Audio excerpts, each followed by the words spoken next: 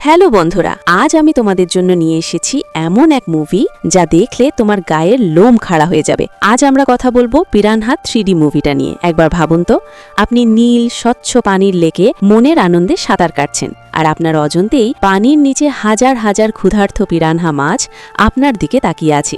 এক সেকেন্ডের অসাবধানতা আর মুহূর্তেই আপনার চারপাশের পানি লাল হয়ে উঠবে নিজেরই রক্তে। আজকের গল্পটা এমন এক প্রাচীন যমদূতদের নিয়ে, যারা হাজার বছর ধরে মাটির নিচে বন্দী ছিল, কিন্তু আজ তারা মুক্ত, আর তারা অসম্ভব ক্ষুধার্ত। কি ঘটেছিল সেই ভিক্টোরিয়া লেকে, যেখানে আনন্দ করতে আসা মানুষগুলো একে একে পরিণত হলো পিরানহা মাছের খাবারে? ভিডিওটি একটুও মিস করবেন না। মুভির একদম শুরুতেই আমরা এক শান্ত ভিক্টোরিয়া লেক দেখতে পাই, যেখানে এক বৃদ্ধ লোক খুব শান্তিতে নৌকা নিয়ে মাছ ধরতে এসেছিল, কিন্তু সে জানত না আজকের এই দিনটি তার জীবনের শেষ দিন হতে চলেছে। হঠাৎ করেই শুরু হয় এক শক্তিশালী ভূমিকম্প, আর সেই কম্পনের ফলেই লেকের তলদেশে তৈরি হয় এক বিশাল ফাটল। মুহূর্তের মধ্যে লেকের ওপর তৈরি হয় এক ভয়ঙ্কর পানির ঘূর্ণি। বৃদ্ধ লোকটির নৌকা সেই ঘূর্ণির কবলে পড়ে লাটিমের মতো ঘুরতে থাকে। নিজের জীবন বাঁচাতে লোকটা অনেক চেষ্টা করছিল, কিন্তু শেষ রক্ষা হলো না। সে ছিটকে পড়ে গেল পানির মাঝখানে, আর তখনই শুরু হয় সেই ভয়ঙ্কর দৃশ্য। সেই গর্তের ভেতর থেকে ঝাঁক বেঁধে বেরিয়ে এলো হাজার হাজার ক্ষুধার্ত পিরানহা মাছ।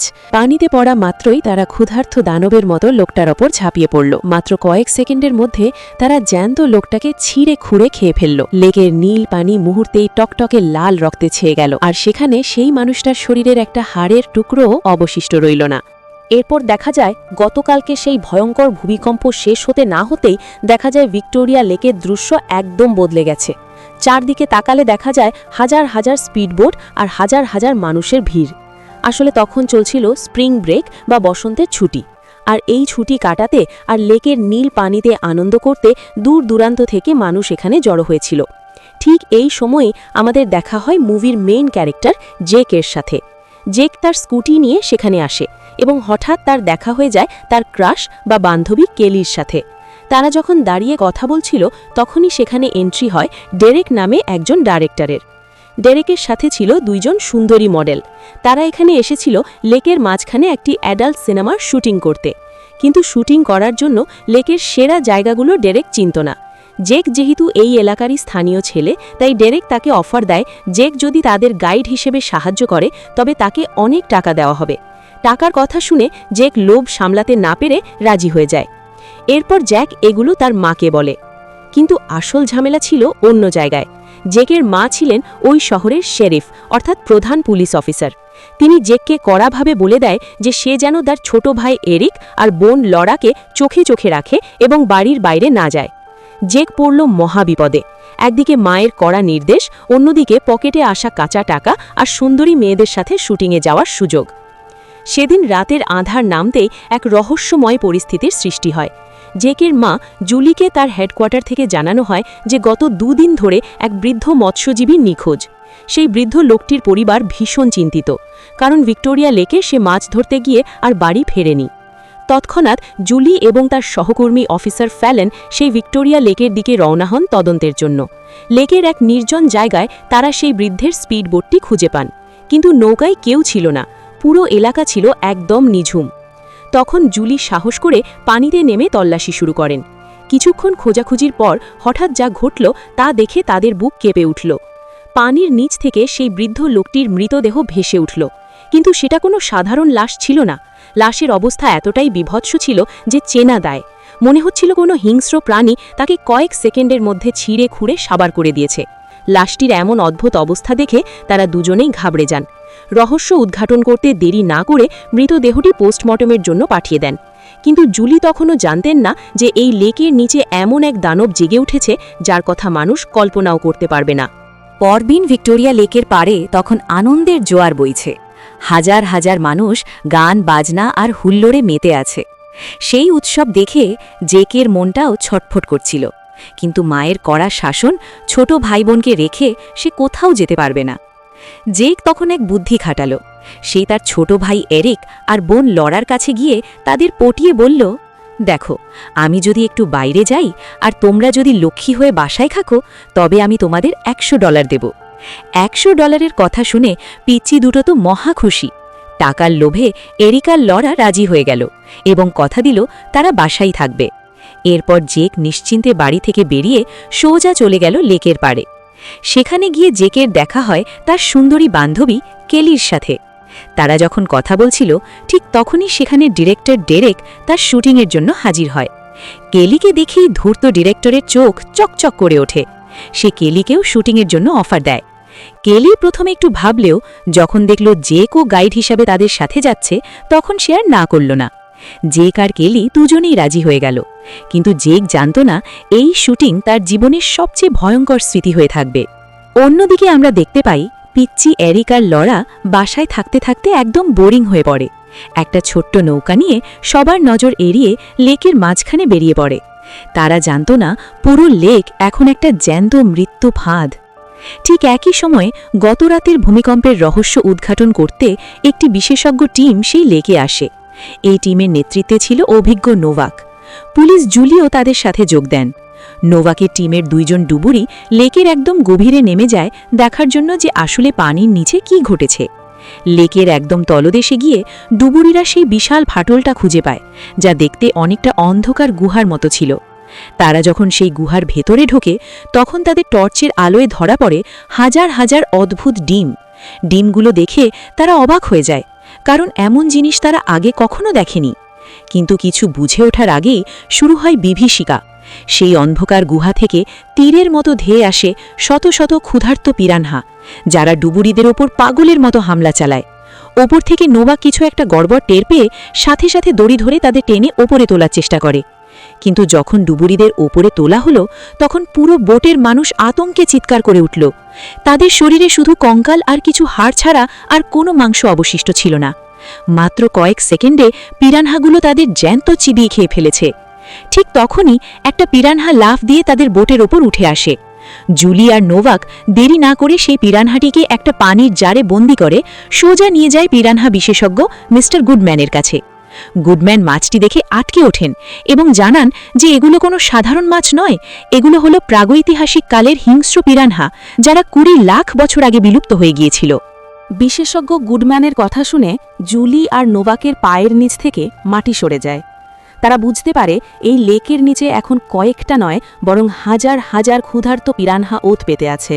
আর লেকের পানিতে আনন্দ করতে আসা ওই হাজার হাজার মানুষ আসলে এখন মৃত্যুর মুখে দাঁড়িয়ে। সময় নষ্ট না করে জুলি তার বস ফ্যালেন দ্রুত স্পিডবোট নিয়ে সেই উৎসবের জায়গায় ছুটে যায়। সেখানে গিয়ে তারা দেখে এক বিভৎস সুন্দর দৃশ্য। শত শত তরুণ তরুণী নাচানাচি করছে, কেউ লেকের নীল পানিতে ঝাঁপ দিচ্ছে, কেউ বা বোট থেকে পানিতে পা ডুবিয়ে বসে আছে। তারা কেউই কল্পনা করতে পারছে না যে ঠিক কয়েক ফিট নিচেই তাদের জন্য যমদূত অপেক্ষা করছে। জুলি আর ফ্যালেন চিৎকার করে সবাইকে সতর্ক করার চেষ্টা করে। তারা বারবার মাইকে ঘোষণা দেয়, সবাই পানি থেকে উঠে আসুন, লেকে বিপদ আছে, দ্রুত লেক খালি করুন। কিন্তু আফসোস, আনন্দের নেশায় মাতাল ওই মানুষগুলো তাদের কথা কানেই তুলছিল না। তারা উল্টো পুলিশকে দেখে হাসাহাসি করছিল আর আনন্দের চোটে আরও বেশি করে পানিতে ঝাঁপ দিচ্ছিল। কিন্তু কিছুক্ষণ পর যা হতে যাচ্ছে তা দেখলে আপনারও শরীরের রক্ত হিম হয়ে যাবে।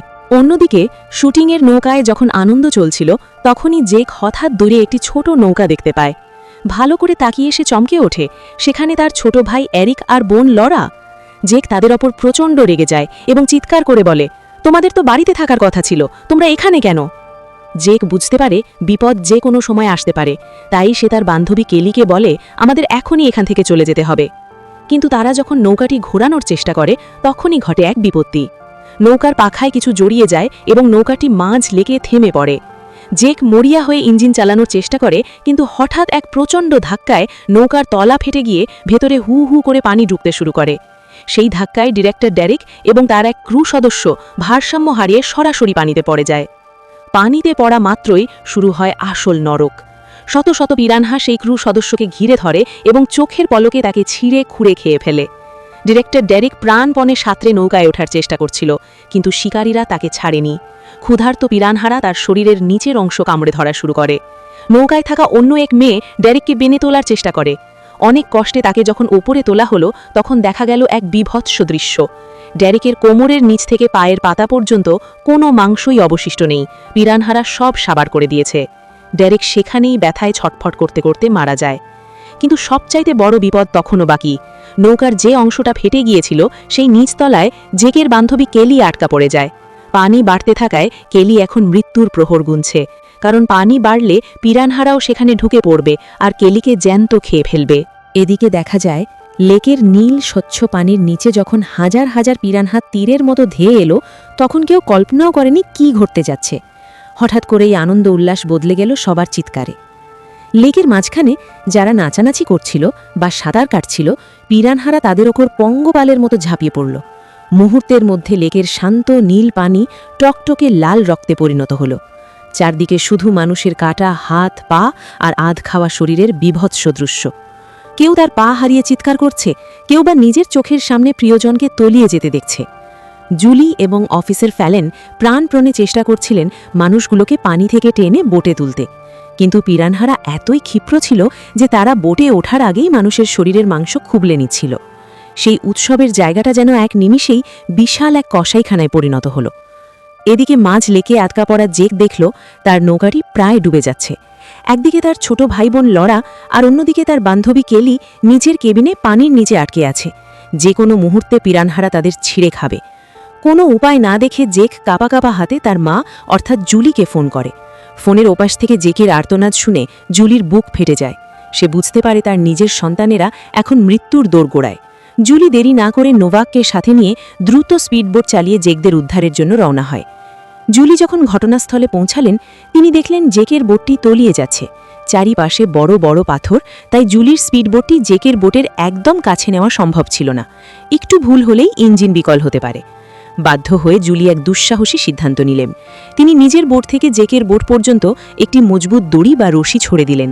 এরপর সেই উত্তাল পানির ওপর দিয়ে দড়ি বেয়ে জুলি পৌঁছে গেলেন জেকের বোটে।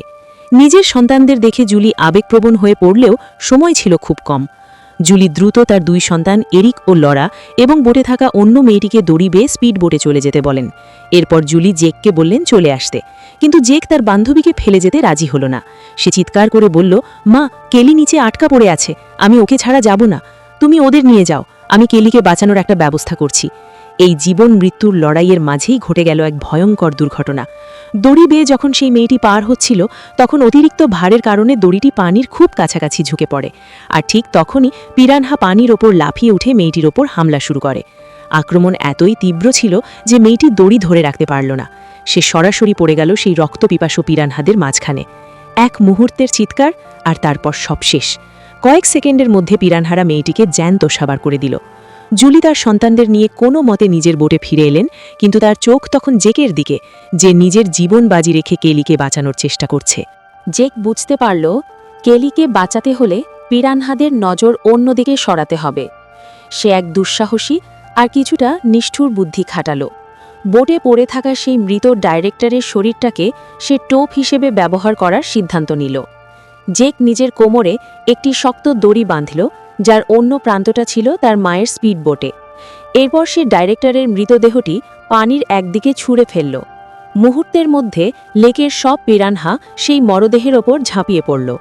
এই সুযোগে জেক দ্রুত বোটের নিচের কেবিনে ঢুকে পড়ে এবং কেলিকে উদ্ধার করে। কিন্তু তারা বের হওয়ার আগেই পিরানহারা আবার ফিরে আসছিল। জেক তখন তার তুরুপের তাস চালল। সে বোটে থাকা প্রোপেন গ্যাস সিলিন্ডারগুলো লিক করে দিল এবং সাথে একটি আগুনের শিখা জ্বালিয়ে রাখল। জেক কেলিকে নিয়ে বোট থেকে বের হওয়া মাত্রই তার মা জুলি স্পিড বোটের ফুল স্পিড বাড়িয়ে দিলেন। জেকের কোমরে দড়ি বাঁধা থাকায় তারা তীরের মতো পানির ওপর দিয়ে টেনে হিঁচড়ে নিরাপদ দূরত্বে চলে এলো। আর ঠিক তখনই বিশাল এক বিস্ফোরণে পুরো বোটটি আগুনের গোলায় পরিণত হল এবং শয়ে শয়ে পিরানহা সেই আগুনে পুড়ে ছাই হয়ে গেল। জেক আর কেলি কোনো মতে জুলির বোটে উঠে এলো।